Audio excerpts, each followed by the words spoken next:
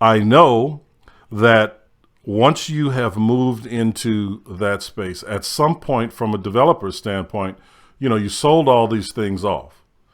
But as you moved into other aspects, managing all this real estate, developing these things, at some point before that, you said, hey, we need to develop some passive income, and we need to find a way to make it appetizing, appealing to the investors that we will inevitably need.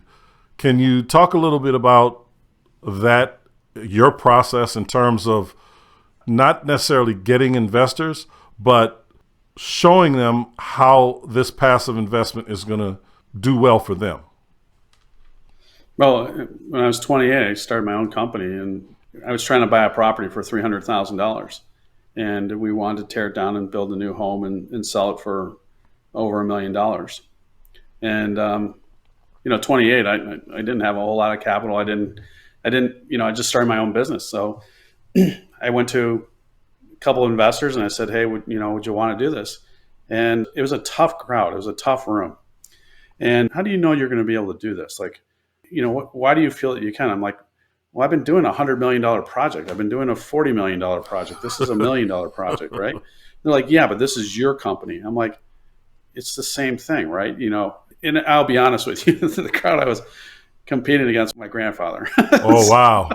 Wow. And so, he's like, well, how are you going to pay the bills? And I'm like, we're going to do it through a construction draw. We're going to do all these things. And, but it comes down to that they have to trust you, that you know what you're doing, and they have to believe in the product. So first of all, they have to believe in real estate, believe in the product, and then believe in you.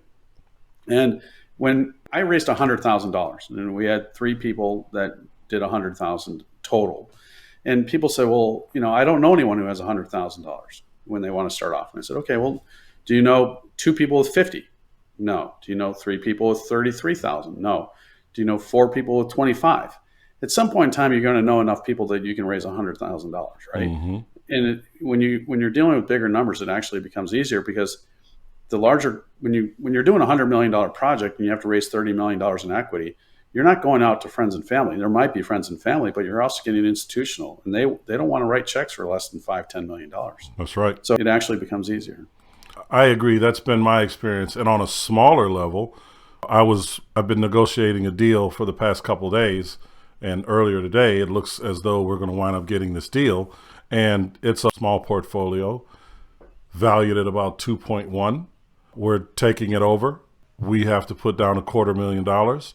I made 2 telephone calls to raise that $250,000 by lunchtime. Now, if I needed to raise $50,000, they would have said just what you said. $50,000. I don't know, man. Why aren't you doing it? Right. I mean, why aren't you doing it? That's exactly what $50,000, right? That's exactly what they would have said. So you have to even be prepared for that, right? That's exactly right. And when I was coaching real estate, I would tell people, like, hey, I can do this for $50,000, but that's going to also slow me down for the next one. But if I can include you on it, it's a win for both of us. Mm-hmm. So it's, if it makes sense for you, then that's what you really have to focus on. I couldn't agree more.